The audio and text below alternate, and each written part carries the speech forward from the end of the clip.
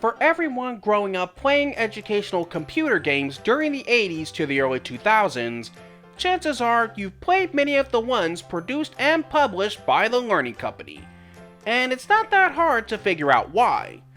From their founding in 1980, and even after being acquired by several other software companies, they've created many of the most fondly remembered games that knew how to make learning fun and entertaining, ranging from Carmen Sandiego, Super Solvers, Starflyers, and of course Reader Rabbit. However, out of the many series they've made, the most adventurous one they did besides Carmen Sandiego was the ClueFinders. This series took players and the group on thrilling sci-fi fantasy adventures to strange and exotic locations, a haunted amusement park, and would sometimes go out of this world, literally for one of them, while also teaching players various complex topics. But just where did this series start from? How did the creative team develop the world and the characters? And how come no more games were made after a certain point in time? Well, all of that we'll be uncovering and more. Now for this retrospective, we'll be taking a look at each of the games in the series, breaking down the plots, the gameplay, the characters, each of their educational goals, and how well they do them. Oh, and lest I forget, there will be spoilers ahead. Also, for this prologue, we'll be covering the history of the series development. So with all that out of the way, I'm the MediaNutso, and it's time to pack our bags and get going on our adventure with the ClueFinders.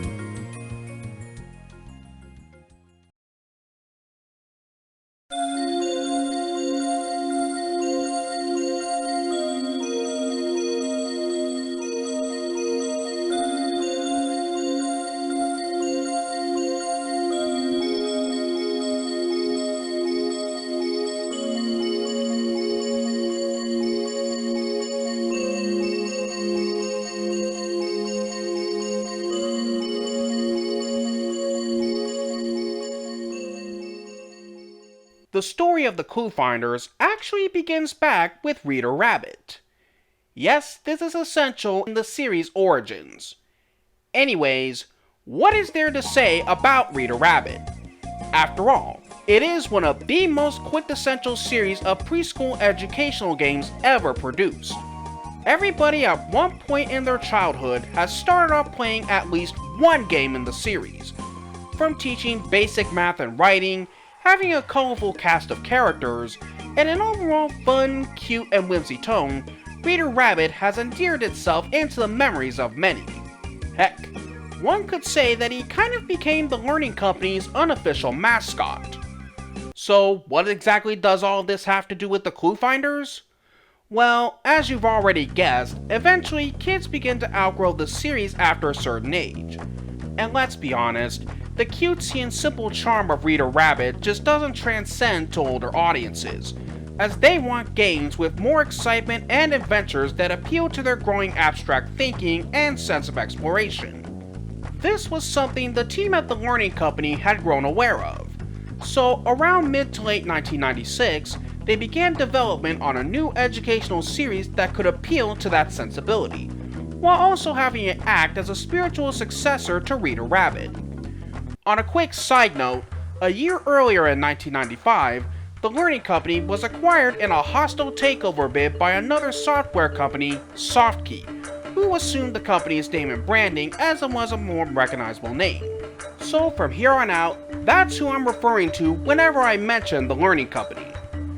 Now, getting back to the main story, when it came to the actual creation and development of the series, what the team, who consisted of Kenny Dinkin, Barbara Dodson, Lauren Meltzer, Rick Parks, and Nicholas Stern, first did was get a group of 4th and 5th grade kids involved in order to better understand what kids that age bracket wanted and were into.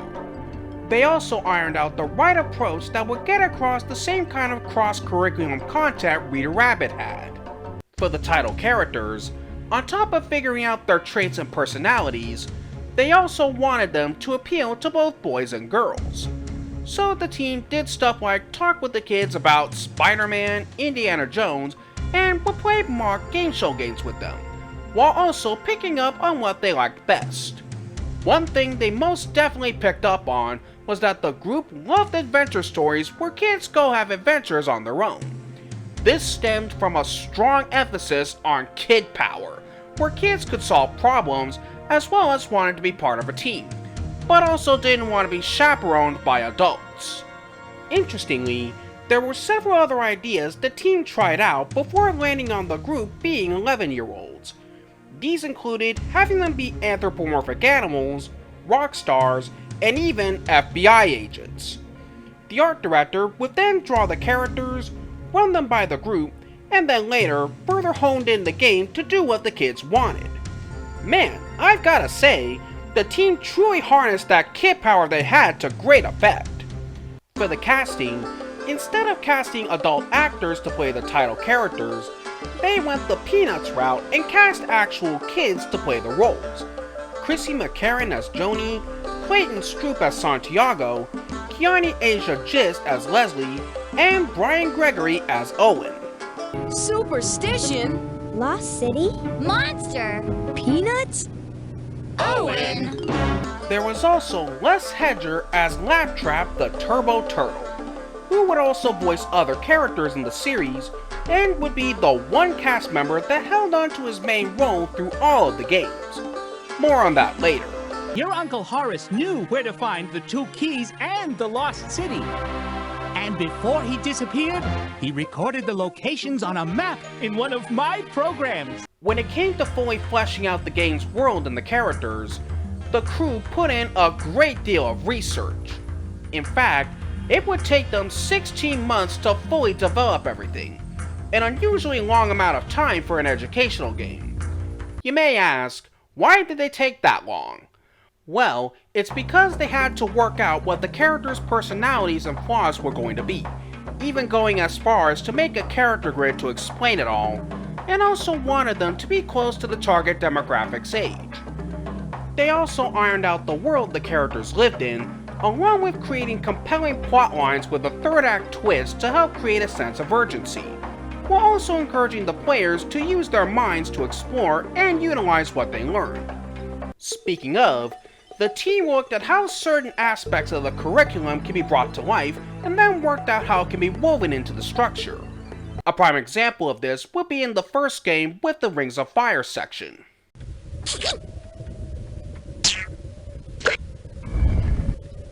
Most ingenious. From there, they crafted an immersive story where players need to use critical thinking and problem solving to help crack the mystery. And they accomplished this by weaving the stories with interactivity so effectively that players don't pick up on it. This is what they dubbed the concept of seamless integration. Given how well the educational elements are integrated in, I'd say they definitely succeeded on that front. After all the time spent on research and development, fine-tuning the characters and their world, and the great amount of dedication to making it fun and appealing to an older kid demographic, did it all pay off in the end? Yes. Yes, it did. When the first game, The Mystery of Mathra, hit store shelves in early 1998, it all paid off big time, as it garnered great reviews from critics and went on to sell very well. And with that, the series was off running to the races.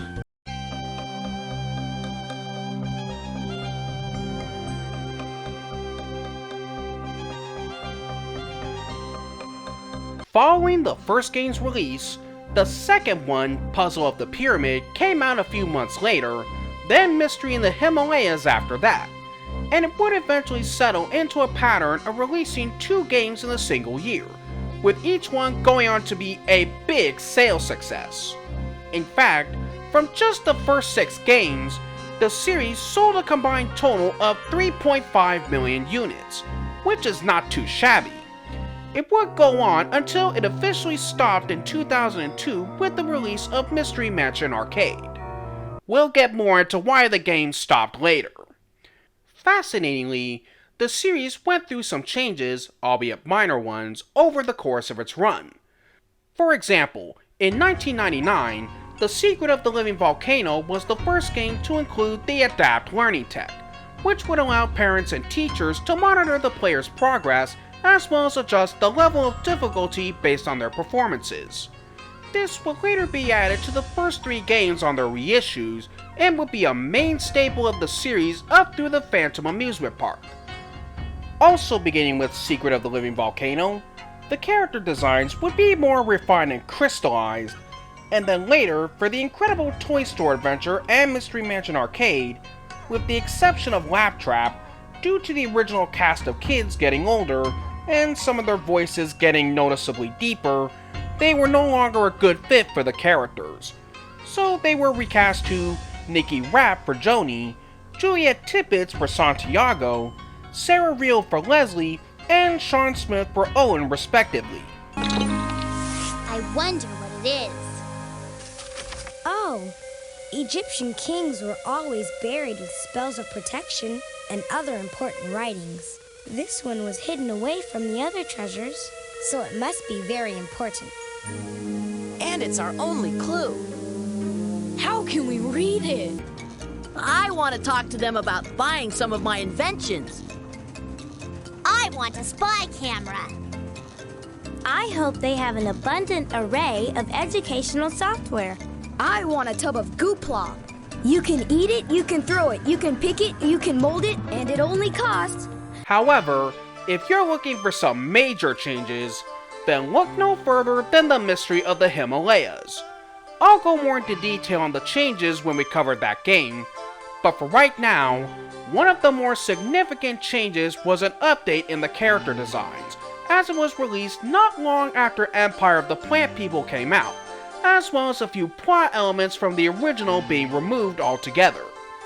But the series wasn't the only thing that was changing. The Learning Company was as well.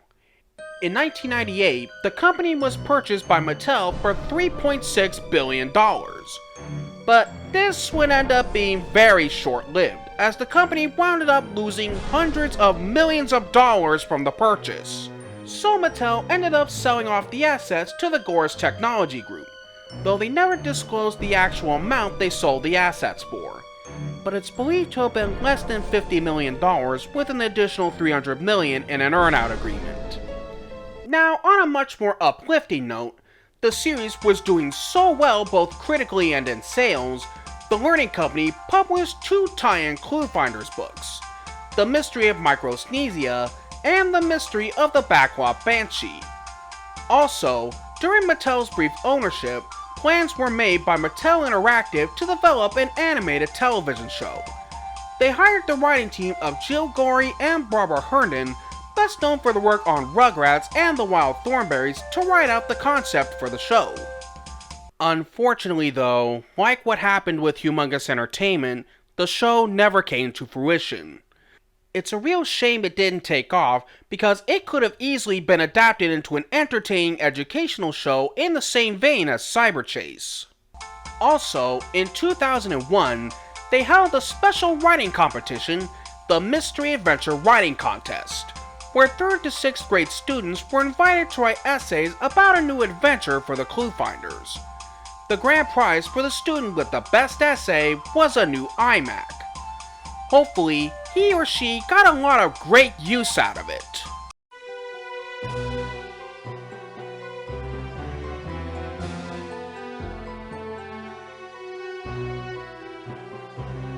Now, the changes going on both in and outside the Learning Company didn't stop at the turn of the millennium. And sadly, this would greatly affect the ClueFinders. During 2001, on top of feeling the ripple effects of the dot-com bubble burst, Gores Technology would sell the Learning Company's assets to another company, Riverdeep, for $40 million, while also assuming the TLC name like Softkey did before it. Meanwhile, the series continued to chug along with the release of the incredible Toy Store Adventure, and then the following year with Mystery Mansion Arcade. However, after that, there would be no more new adventures made, and the series would coast along with various reissues in bundle packs and would be released on the iOS on December 19, 2010. So, why did the series stop after Mystery Mansion Arcade? Well, it was due to the changing gaming landscape, specifically the shift to online and internet games. See, this time period saw the rise of online games, and it would begin a great paradigm shift in the industry. Now granted, online games had been around for quite a while, but it was at the turn of the millennium where they really began to take off. Just to put it further in context, in 2000, educational software sales topped around $498 million. But by 2004, that had dwindled to just $152 million.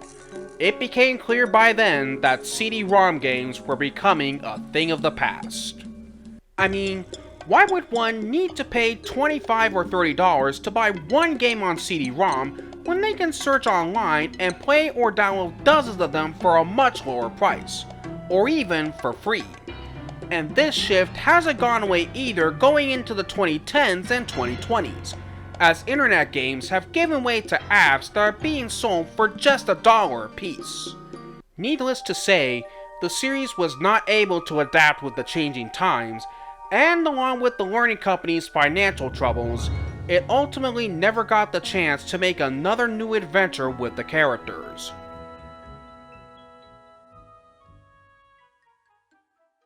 Fortunately, however, the ClueFinders would not be lost to time. As I already mentioned, the series will be re-released on the iOS, and in 2017, the successor to Riverdeep, Houghton Mifflin Harcourt, began offering the brand as a licensing opportunity.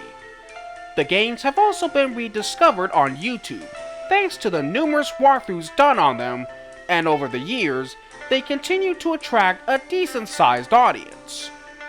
Throughout the course of its run, the series received great acclaim from critics for its ability to balance education and entertainment, and for how it gave equal status to its cast. Naturally, that acclaim translated into dozens of awards, as it would go on to win over 50 of them. I'm sure you can tell by now, but the ClueFinders have resonated with the people that first grew up playing them, thanks to having fun, engaging, and imaginative adventures, characters that they could relate to, and of course, integrating the educational material in a manner that felt organic and natural. Next time, we shall begin our first journey with an expedition deep into the Numerian rainforest to help the ClueFinders on their first adventure.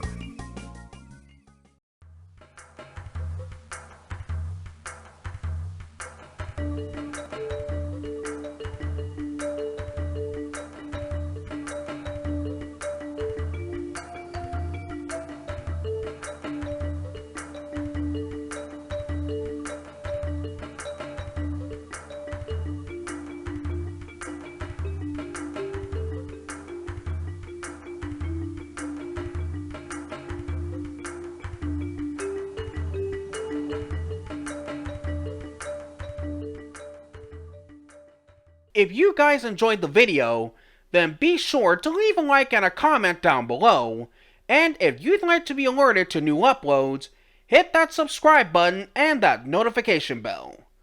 Also, if you'd like to help support my channel, check out my Patreon page and become a patron. If you pledge just $3 a month, you'll have early access to new videos, ad-free I might add, new art pieces, stories, and other exclusive perks.